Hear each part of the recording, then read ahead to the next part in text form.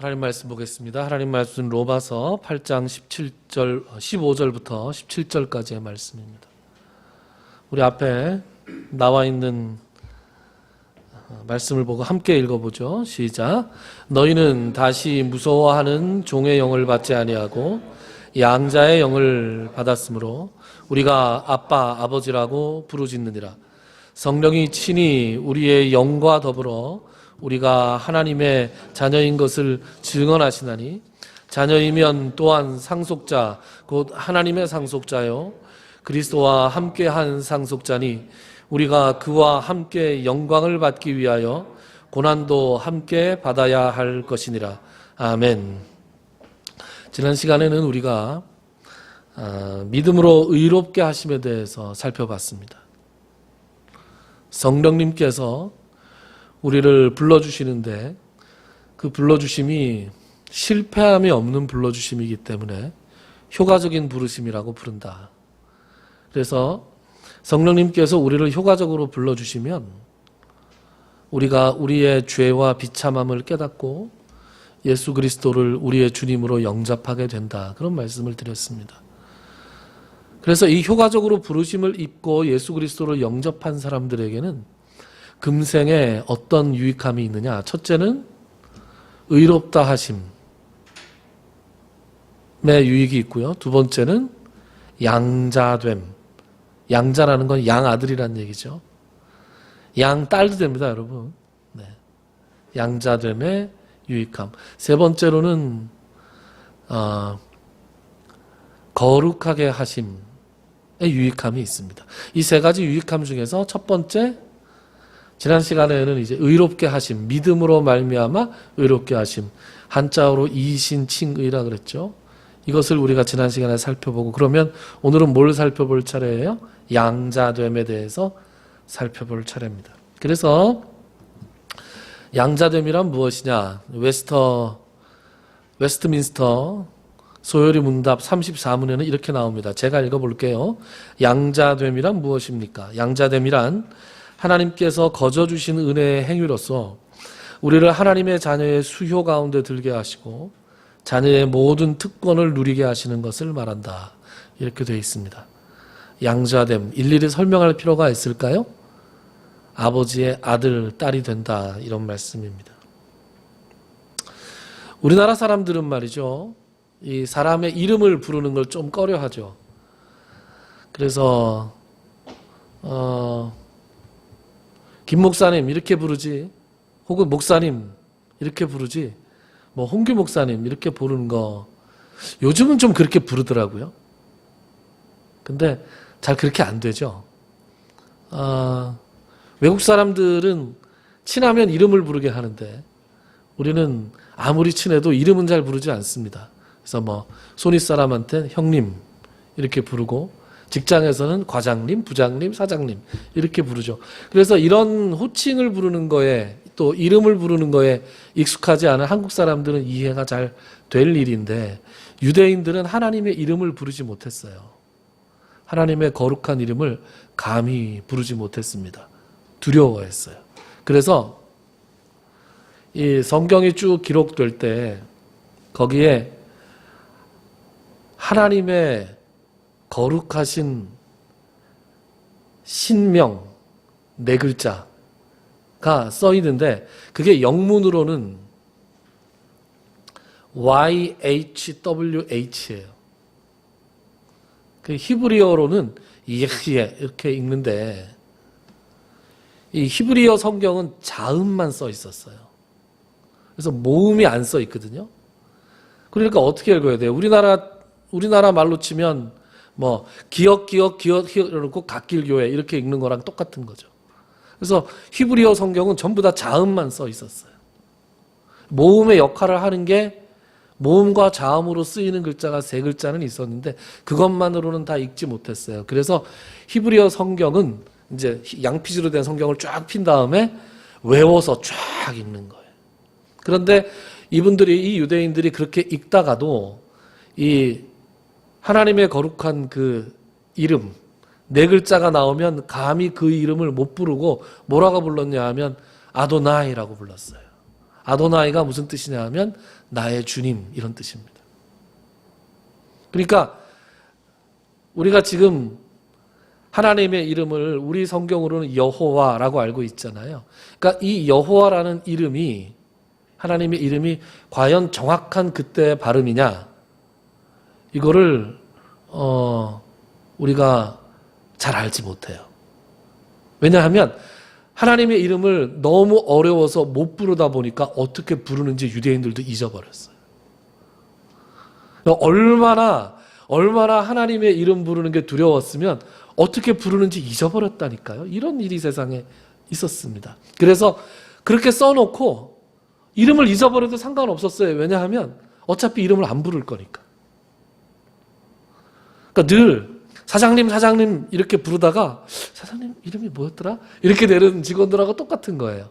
그래서 항상 써놓기는 YHWH 예흐라고 써놓고 읽기는 아도나이라고 읽었어요. 이제 그 후에 어떻게 됐냐? 그 후에 그러면 우리가 알고 있는 여호와는 뭐고 야훼는 뭐냐? 그거는 이제 구글 검색하면 재밌는 이야기가 많이 나오니까 그렇게 알아보시고 제가 여기서 드리고 싶은 말씀은 뭐냐? 유대인들이 그렇게 하나님을 어려워했다는 거예요.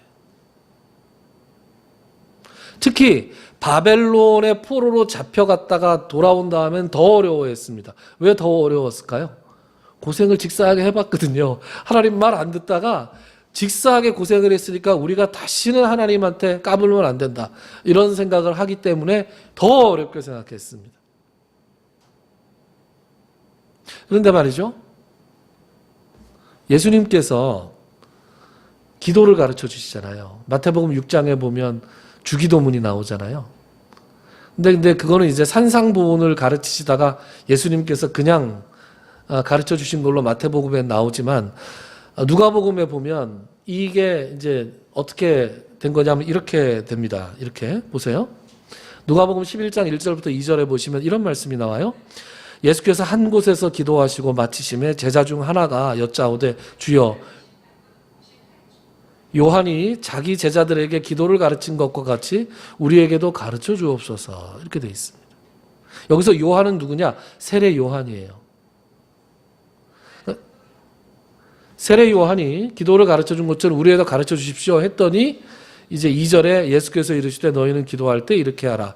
아버지여 이름이 거룩히 여김을 받으시오며 나라가 임하시오며 이렇게 이제 가르쳐 줍니다. 제가 왜 뒤에를 안 썼느냐? 여기서 주목해야 될 건 예수님께서 하나님을 부르는 호칭이에요.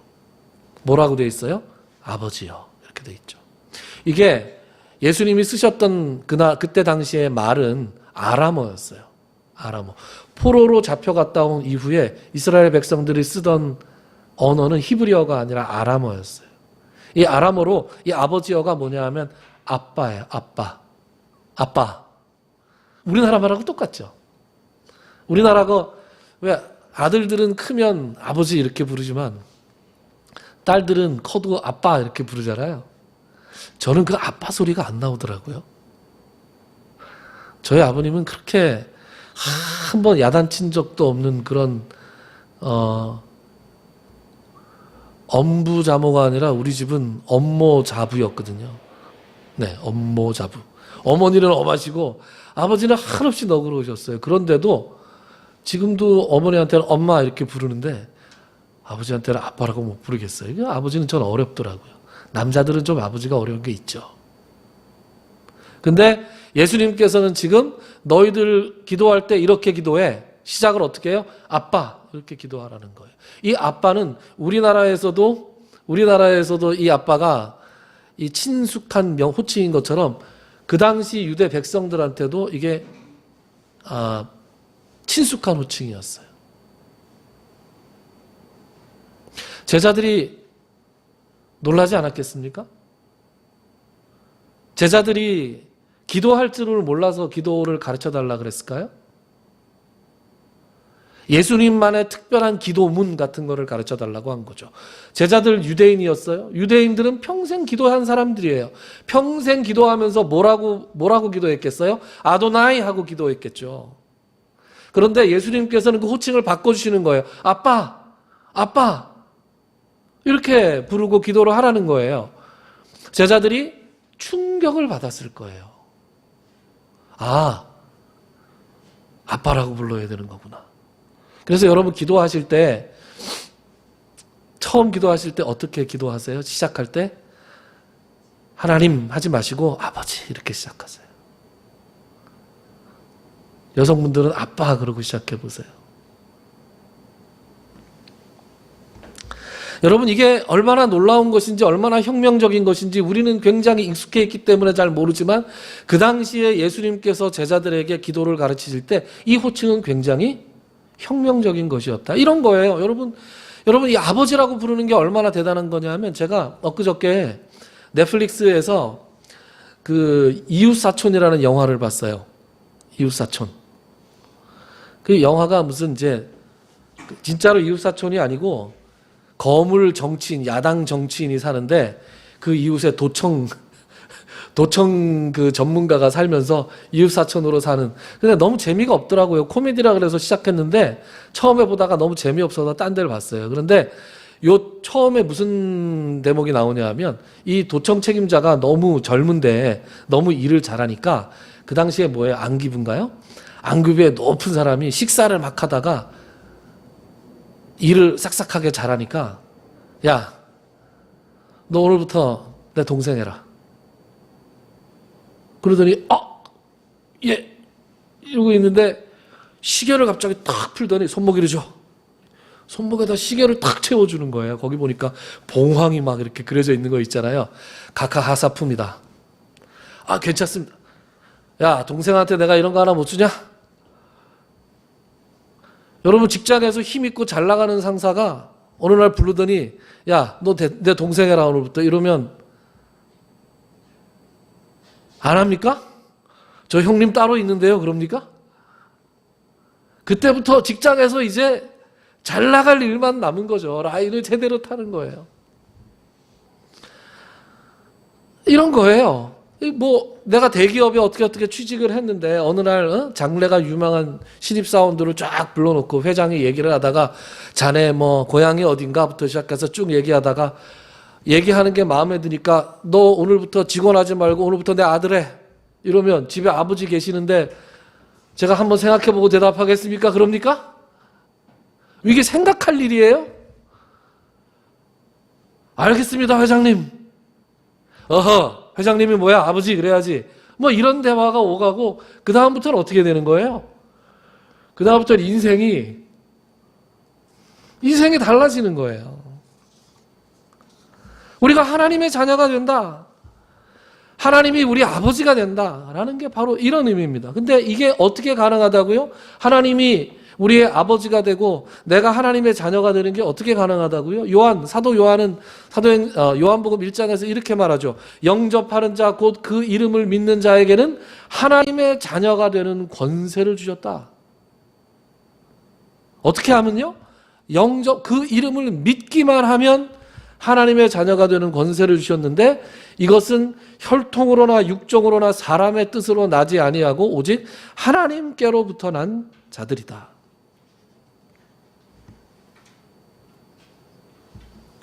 그래서 이렇게 하나님의 자녀가 된 사람들은 하나님을 뭐라고 부를 수 있다고요? 아빠라고 부를 수 있다고요. 그러니까 오늘 로마서 8장 15절부터 17절까지의 말씀을 읽었는데 그 중에서 15절 말씀은 아까 읽었는데 잊어버리셨죠. 8장 15절 말씀에서 사도 바울이 뭐라고 그러느냐? 너희는 다시는 무서워하는 종의 영을 받지 아니하고 양자의 영을 받았으므로 우리가 아빠 아버지라고 부르짖느니라.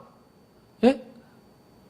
아빠 아버지라고 부를 수 있는 것이 우리가 하나님의 양자가 되었기 때문에 그래요. 왜? 친아들은 누구예요? 친아들은 예수님이시죠. 이 부분이 얼마나 중요한지 사도 바울은 갈라디아서 4장에서 한 번 더 얘기합니다. 밑에 있는 거 뭐라 그래요? 4장 6절 너희가 아들이므로 하나님이 그 아들의 영을 우리 마음 가운데 보내사 아빠 아버지라 부르게 하셨다고요.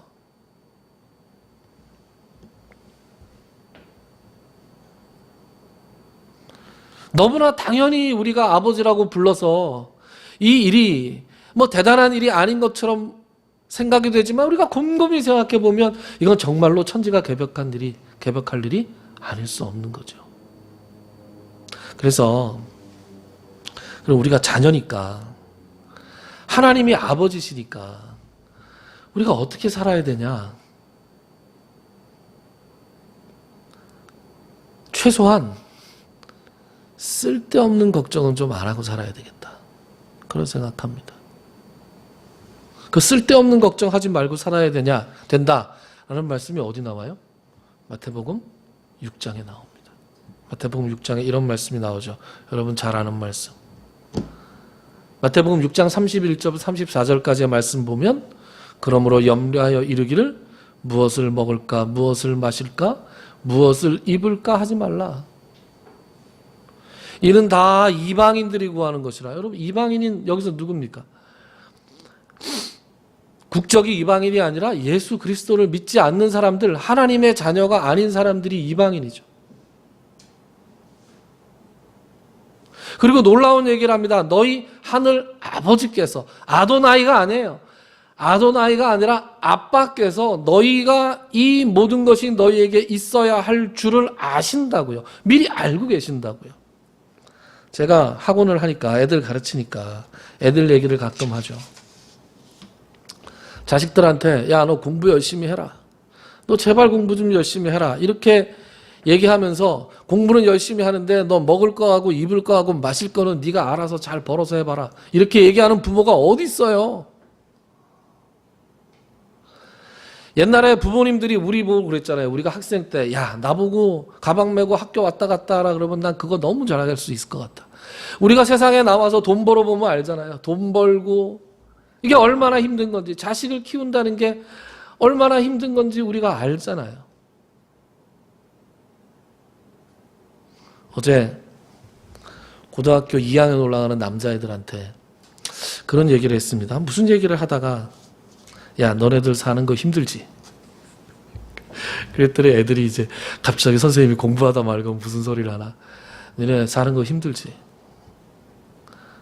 너 엄마도 마음에 안 들지? 그랬더니 이 웃으면서 이 동의의 웃음 있잖아요. 동의의 웃음. 엄마 말하는 거 아주 그냥 다 잔소리가 아주 다 싫지 그냥. 딱 혼자 살았으면 좋겠지. 어느 날 태어나 보니까 너는 중학생 되고 고등학생 되고 너 인생 처음 사는 건데 자식 힘들지. 엄마 아버지, 특히 엄마는 너한테 할 말 다 하는 것 같지.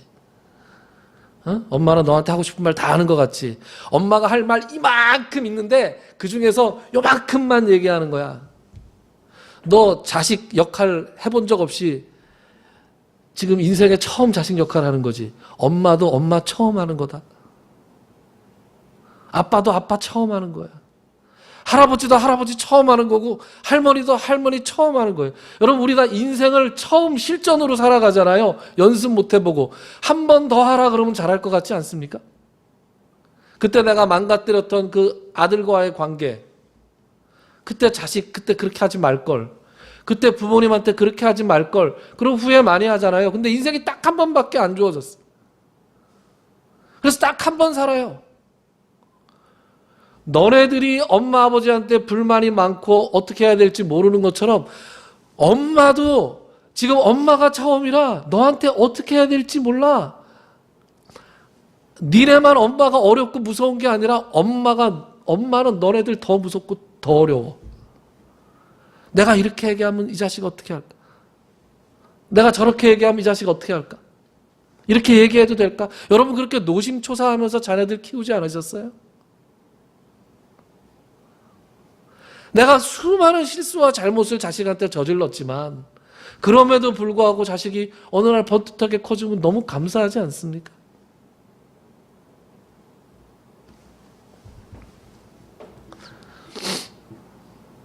우리가 자식을 이 학교 보내면서, 학원 보내면서 너 공부 열심히 해라. 그러면 그 다음 거는 다 따라가는 거잖아요. 그죠? 자동으로 따라가는 거예요. 먹여주고, 재워주고, 입혀주고, 그죠?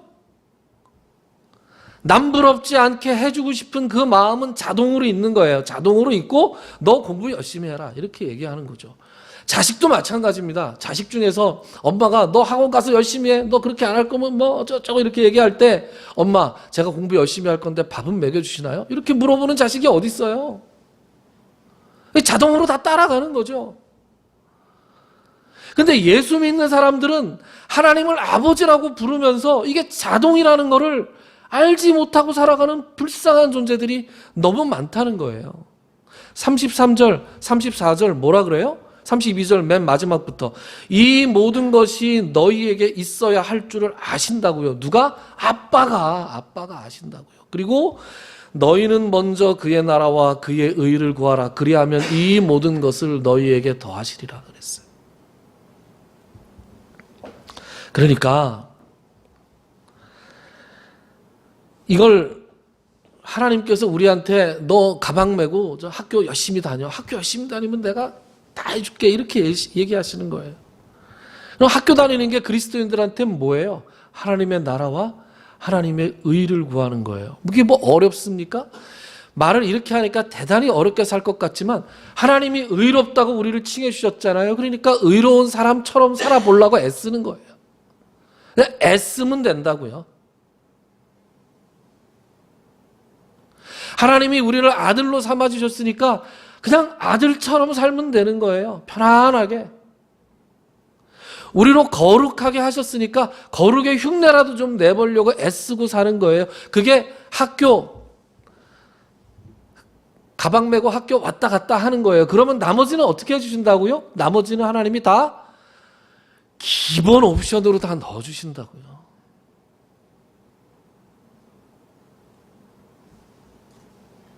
그리고 34절이 기가 막힌 말씀이에요. 34절 우리 같이 한번 읽어볼까요? 시작. 그러므로 내일 일을 위하여 염려하지 말라. 내일 일은 내일이 염려할 것이요 한 날의 괴로움은 그날로 족하니라. 아멘. 내일 일은 어떻게 하라고요? 내일 일은 내일 염려하라고요? 아니에요. 이거 잘못 읽으면 안 돼요. 우리가 내일 일은 내일 염려하라 이게 아니고 내일 일은 내일이 염려한다고요. 내일이. 내가 하는 게 아니라 내일이 주어라고요. 이거 얼마 전에 한동안 그 카톡 유머로 돌아다니던 말 있잖아요. 이 말 여러분 기억하세요? 친구가 돈 걱정 안 하고 살고 싶다고 하길래 돈은 잘 있으니까 걱정하지 말고 너나 걱정해. 딱 이 말이 생각나더라고요. 여러분 돈 걱정을 왜 합니까? 돈 걱정은 돈이 알아서 하고 돈은 잘 지낸다니까요. 이 우스갯소리죠. 우리가 내일 일은 내일 염려하라 라고 예수님이 말씀하신 줄로 생각하는데 그게 아니고 내일 일은 내일이 염려할 거니까 너는 아무 걱정하지 말라고 얘기하시는 거예요. 그래서 예전에 찬송가가 잘못됐어요. 오늘 우리가 찬송가 이제 이 말씀 끝나고 제가 588장 찬송을 부를 텐데 옛날에 588장 찬송이 옛날에 307장이었어요. 구 찬송가에는 가사가 예수님 하신 말씀을 잘못 이해하고 이렇게 불렀어요. 내일 일을 위하여서 미리 염려 말지니 내일 염려 내일 하라 오늘 고생 족하다. 이렇게 찬송가를 잘못했다니까요. 이거 내일 일을 내일 염려 내일 하라니 예수님은 그렇게 말씀하신 적이 없는데 그래서 이번에 찬송가를 개정하면서 588장 찬송으로 개정하면서 어떻게 했어요? 내일 염려하지 말라 오늘 고생 족하다 이렇게 바꿨다니까요. 이게 예수님 말씀이에요. 오늘 염려도 하지 말고 내일 염려도 하지 말고 하루하루 사는 거예요. 내일도 하나님께서 선물로 우리에게 주시면 감사합니다 하고 사는 거예요. 그리고 나머지는 다 하나님께서 책임져 주신다라는 것을 믿고 사셔야 돼요. 여러분 이 시간 여러분들께 축복합니다. 하나님이 내 아버지, 하나님이 내 아빠이신 것에 대해서 새삼스럽게 감사하고 새삼스럽게 감동하는 여러분들이 되시기를 주님의 이름으로 축원합니다. 사도 요한이 그랬죠. 사도 요한이 아까 영접하는 자, 그 이름을 믿는 자에게는 하나님의 자녀가 되는 권세를 주셨다 그랬어요. 그런데 이 믿기만 하면 되는, 이 영접하기만 하면 되는, 어찌 보면 굉장히 간단하고 굉장히 쉬운 문제가 결코 쉽고 간단한 문제가 아니었다는 거 여러분 알고 계시죠? 너무나 그 대가가 크기 때문에 우리는 그 값으로 살 수 없는 프라이슬리스한 은혜를 입었다고 지난 시간에 말씀드렸죠. 그래서 사도 요한은 요한일서 3장에 가면 어떤 말씀을 하느냐, 이런 말씀을 하세요. 보라, 아버지께서 어떠한 사랑을 우리에게 베푸사 하나님의 자녀라 일컬음을 받게 하셨는가. 하나님의 자녀라 일컬음을 받게 하기 위해서 우리는 그냥 믿기만 하면 되는 거에서, 우리가 자식들이 학교 다닐 때 부모가 어떻게 해서 돈을 벌어서 어떻게 해서 학원비를 내는지, 어떻게 해서 내 옷을 사주는지 우리 몰랐잖아요. 그런데 얼마나 많은 사연이 거기에 있었습니까? 우리는 하나님의 자녀로 우리가 그냥 믿기만 하면 되는 이 단순한 일을 그냥 믿기만 했는데, 하나님께서는 너무나 많은 작업을 그것을 우리를 자녀로 삼아주시기 위해서 했다는 사실, 우리가 성경을 읽어서 알고 있잖아요. 대표적인 게 뭐예요? 예수 그리스도가 십자가에 못 박혀 죽으신 사건이잖아요.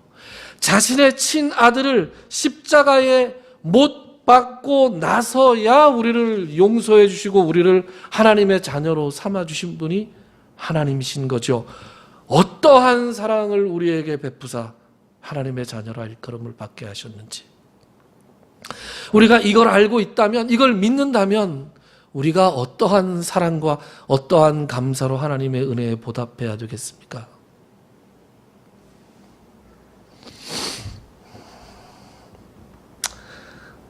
항상 건강하고 항상 기력이 정정하실 것 같은 부모님들이 기력이 많이 쇠하셨어요. 저희 부모님들이. 이렇게 보면서 여러 가지 마음이 많이 들어요.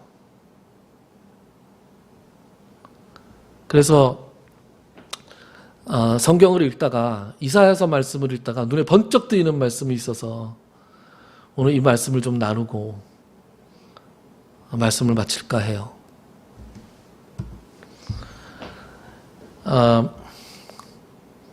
이스라엘 백성들이 포로로 잡혀갔어요.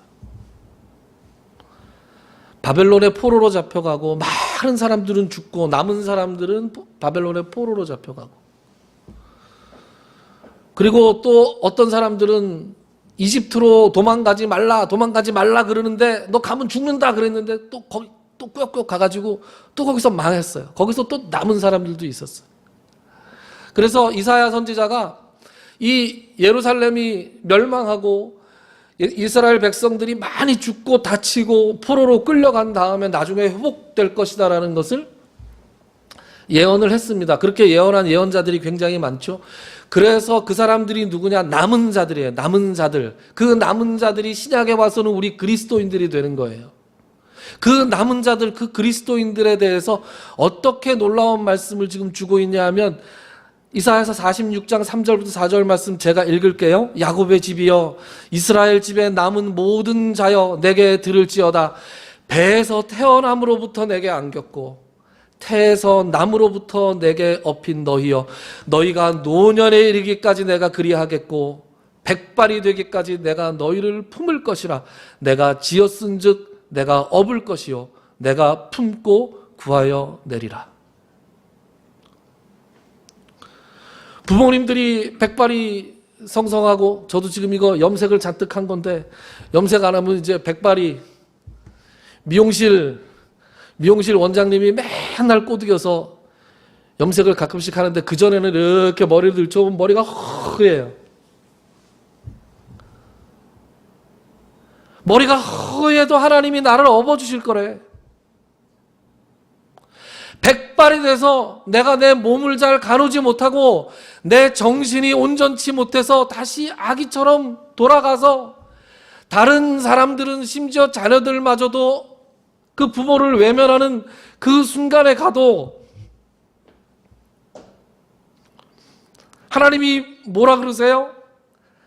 백발이 되기까지 내가 너희를 품어주겠다. 내가 지었은즉 내가 업어줄 것이고 내가 품고 구하여 내겠다. 그렇게 이사야 선지자를 통해서 하나님이 약속해 주시는 거 보고 제가 얼마나 은혜를 많이 받았는지 모르겠어요. 여러분, 인생의 어떤 시기를 지나고 계십니까? 경제적으로 어려운 시기를 지나시는 분들도 있을 것이고, 참 내일도 암담하다. 내가 이 어려움으로부터 어떻게 벗어날 수 있을까? 내일 모레 글피 앞이 잘 보이지 않고 암담한 분들도 있을 것이고, 육신이 불편해서 너무나 힘들어서 차라리 내일 눈을 뜨지 않았으면 좋겠다 이렇게 생각하시는 분들도 있을 것이고, 여러 가지 어려운 시기에 여러분들이 계실지도 모른다 이런 생각을 했습니다. 그러나 이 말씀을 듣는 여러분, 하나님이 우리 아빠라는 사실을 잊지 마세요. 그거 꼭 기억하세요. 그리고 하나님께서 우리에게 내가 너희들에게 필요한 것을 다 알고 있다라고 약속해 주신 것도 꼭 기억하시기 바랍니다. 우리가 노년에 이르기까지 백발이 되기까지 우리를 품으시겠다는 이 약속을 꼭 의지하고 결코 좌절하지 않는 여러분들이 되시기를 주님의 이름으로 축복합니다. 내가 지었은즉 내가 업을 것이고 내가 품고 구하여 내리라. 아멘. 기도합시다.